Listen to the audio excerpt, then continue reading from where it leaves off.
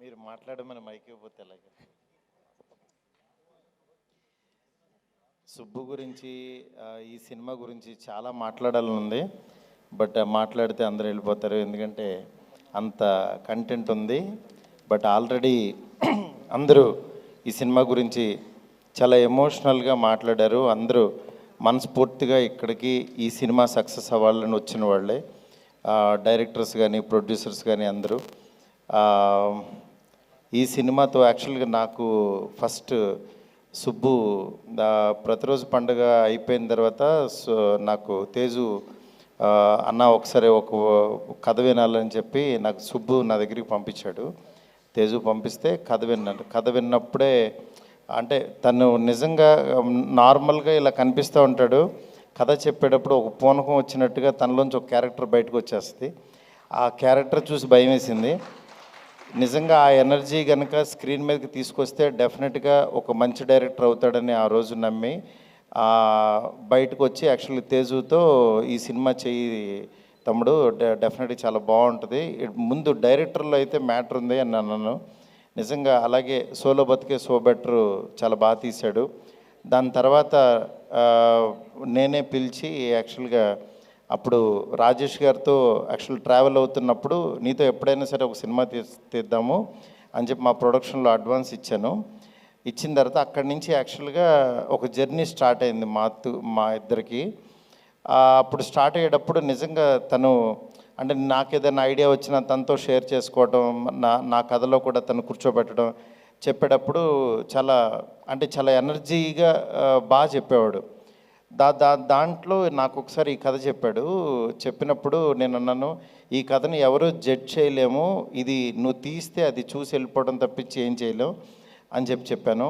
నిజంగా ఆ రోజు తను ఏదైతే నమ్మి ఒక ఎంతూజియాజంతో తీశాడో దాన్ని స్క్రీన్ మీదకి తీసుకొచ్చాడు. తను నిజంగా ఆ కథకి అల్లరి నరేష్ గారు సూట్ అవుతారని తను నిజంగా నమ్మి దాన్ని ఈరోజు ఇక్కడికి తీసుకొచ్చాడు. నాకు చాలా హ్యాపీగా ఉంది.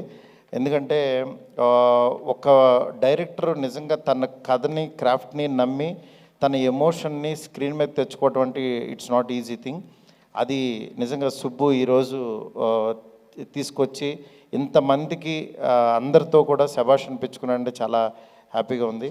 అలాగే అల్లరి నరేష్ గారు ఈ సినిమాని తన్ని నమ్మడం బిగినింగ్ నుంచి, నాకు కూడా ఇండైరెక్ట్గా అల్లరి నరేష్ గారు నా ఫస్ట్ సినిమా నేను ఒక జాబ్ చేసుకునేటప్పుడు ప్రాణం అనే సినిమాని డిస్ట్రిబ్యూషన్ చేశాను.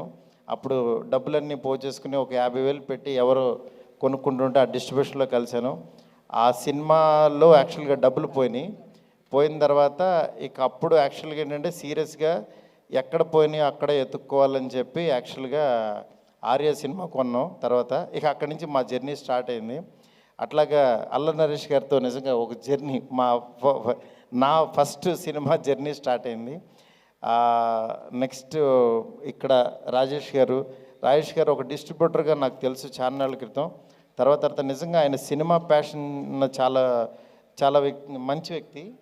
ఇవాళ ఆయన లైనప్ చూస్తుంటే నిజంగా చాలా మంచి సినిమాలు తీసి చాలా పెద్ద ప్రొడ్యూసర్ అవుతారని చెప్పి మనస్ఫూర్తిగా నమ్ముతున్నాను. అంటే ఆయనకు యాజ్ ఏ ఆడియన్కి ఒక మంచి జడ్జిమెంట్ ఉంది. ఇవాళ ఆ జడ్జిమెంట్ తోటి ఈ సినిమా వస్తుంది. ఈ సినిమా ఇంకా షూర్ షార్ట్గా మంచి హిట్ అయ్యి టీం అందరికీ చాలా పెద్ద సక్సెస్ రావాలని చెప్పి మనస్ఫూర్తిగా నమ్ముతున్నాను. Thank you so much. నేను మీలాగే ఈ సినిమాకి యాజ్ ఏ ఆడియన్గా ఎదురు చూస్తున్నాను. సుబ్బు డెఫినెట్గా ఇది మంచి సక్సెస్ అవుతుందని చెప్పి థియేటర్లో అందరూ ఎంజాయ్ చేస్తారని మనస్ఫూర్తి కోరుకుంటున్నాను. Thank you so much. మాకు తెలుసు మీకు రాజాసాబ్ షూటింగ్కి లేట్ అవుతుందని. ఏంటండి? రాజాసాబ్ షూటింగ్కి లేట్ అవుతుందని చెప్పమన్నారు. నా షూటింగ్ అయిపోయిందండి. Thank you sir. Thank you.